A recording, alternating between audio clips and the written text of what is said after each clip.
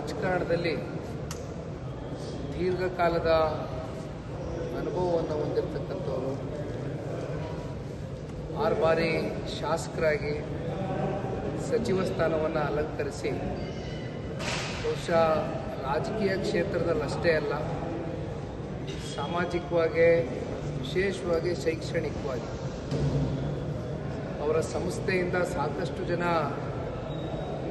ಮಕ್ಕಳುಗಳಿಗೆ ಒಂದು ವಿದ್ಯಾದಾನವನ್ನು ಮಾಡಿರ್ತಕ್ಕಂಥ ಪುಣ್ಯಾತ್ಮರು ಎಸ್ ಮಲ್ಲಿಕಾ ನಮ್ಮ ಶಾಮನೂರು ಶಿವಶಂಕರನವರು ಇವತ್ತು ನಮ್ಮನ್ನೆಲ್ಲರನ್ನೂ ಅಗಲಿ ಹೋಗಿರ್ತಕ್ಕಂಥದ್ದು ನಿಜಕ್ಕೂ ಕೂಡ ಭಾಳ ಪ್ರತಿಯೊಬ್ಬರಿಗೂ ಕೂಡ ಮನಸ್ಸಿನ ಮೇಲೆ ದುಃಖ ಉಂಟಾಗಿದೆ.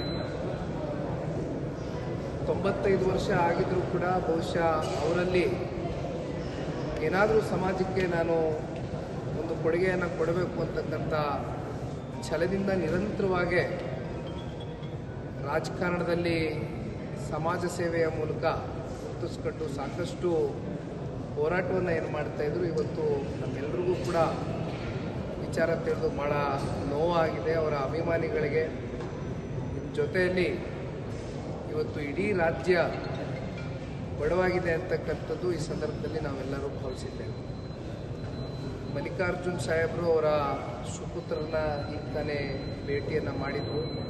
ಅವರು ಕೂಡ ತಿರುಪತಿ ದೇವಸ್ಥಾನಕ್ಕೆ ಹೋಗಿದ್ರು ಅಂತಕ್ಕಂಥದ್ದು ಸುದ್ದಿಯನ್ನು ಕೇಳಿದ್ವು. ಆದರೆ ನಿಜಕ್ಕೂ ಕೂಡ ಇದು ಭಾಳ ಪ್ರತಿಯೊಬ್ಬರಿಗೂ ಮನಸ್ಸಿನ ಮೇಲೆ ಒಂದು ದುಃಖ ಉಂಟಾಗಿರ್ತಕ್ಕಂಥದ್ದು. ವಿಶೇಷವಾಗಿ ಸನ್ಮಾನ್ಯ ದೇವೇಗೌಡರು ಸಾಹೇಬರು, ಸನ್ಮಾನ್ಯ ಕುಮಾರಣ್ಣ ಅವರು, ನಮ್ಮ ಇಡೀ ಕುಟುಂಬ, ಅವರ ಕುಟುಂಬದ ಜೊತೆಗೆ ರಾಜಕೀಯ ಅಂತಕ್ಕಂಥದ್ದನ್ನ ಬದಿಗೆ ಇಟ್ಟು ಮಾತನಾಡ್ತಕ್ಕಂಥದ್ದಾದರೆ ಒಂದು ವಿಶೇಷವಾದಂಥ ಒಂದು ವಾತ್ಸಲ್ಯ, ಒಂದು ಸಂಬಂಧವನ್ನು ನಿರಂತರವಾಗಿ ಒಂದು ಸಂಪರ್ಕವನ್ನು ಇಟ್ಕೊಂಡಿದ್ರು.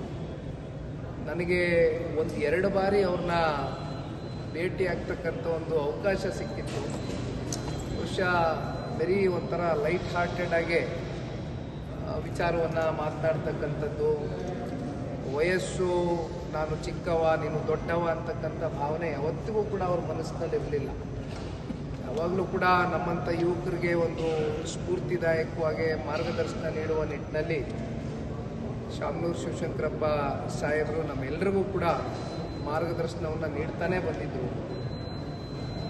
ಒಟ್ಟಾರೆಯಾಗಿ ಇವತ್ತು ಅಂತಿಮವಾಗಿ ನಾವೆಲ್ಲರೂ ತಾಯಿ ಚಾಮುಂಡಮ್ಮನಲ್ಲಿ ಪ್ರಾರ್ಥನೆಯನ್ನು ಸಲ್ಲಿಸ್ತಕ್ಕಂಥದ್ದು, ಭಗವಂತ ಅವರ ಆತ್ಮಕ್ಕೆ ಶಾಂತಿಯನ್ನು ಕೊಡಲಿ. ಜೊತೆಯಲ್ಲಿ ಅವರು ಇವತ್ತೇನು ಸಮಾಜಕ್ಕೆ ಕೊಟ್ಟೋಗಿರ್ತಕ್ಕಂಥ ಕೊಡುಗೆಗಳಿದೆ, ಬಹುಶಃ ಇದು ನಮ್ಮಂಥ ಇವತ್ತು ಯುವ ಪೀಳಿಗೆ ಇದನ್ನು ಒಂದು ಸ್ಫೂರ್ತಿಯಾಗಿ ತೆಗೆದುಕೊಂಡೋಗಿ ಮುಂದಿನ ದಿನಗಳಲ್ಲಿ ಸಮಾಜವನ್ನು ಅವರ ಒಂದು ಹೆಸರಲ್ಲಿ ಕಟ್ತಕ್ಕಂಥ ಕೆಲಸವನ್ನು ನಾವೆಲ್ಲರೂ ಕೂಡ ಮಾಡಬೇಕು ಅಂತಕ್ಕಂಥದ್ದು ಬಹುಶಃ ಈ ಸಂದರ್ಭದಲ್ಲಿ ಒಬ್ಬ ಯುವಕನಾಗಿ ನಾನು ಎಲ್ಲರಲ್ಲೂ ಪ್ರಾರ್ಥನೆಯನ್ನು ಸಲ್ಲಿಸಲಿಕ್ಕೆ ಬಯಸ್ತೇನೆ.